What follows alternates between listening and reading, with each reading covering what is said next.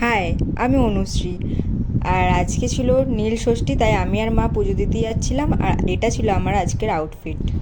সারাদিন না খেয়ে থাকলেও আমার বোনের লিপস্টিক পরা কিন্তু বন্ধ হবে না, যাই হোক। তারপর আমি চলে গেলাম আমার মায়ের সাথে বাড়ির পাশের একটি মন্দিরে। আর শুধু আমরাই যাইনি, আমাদের সাথে আরও অনেকেই গেছিলো। তারপরে মা আর আমি দুজনেই পুজো করে নিচ্ছিলাম। তারপরে পুজো করা হয়ে গেলে এখানে আরও সবাই পুজো করে নিল। আর এদের তো দুষ্টুমির কোনো শেষ নেই, এরা যেখানেই যায় দুষ্টুমি করতে থাকে। তারপর আমি বাড়ি চলে এলাম, আর বাড়ি এসে একটু ফল মিষ্টি আর দই খেয়ে নিচ্ছিলাম। আর আমার দিদিও কেড়ে কুড়ে খেয়ে নিচ্ছিল, যদিও ও উপোস করেনি।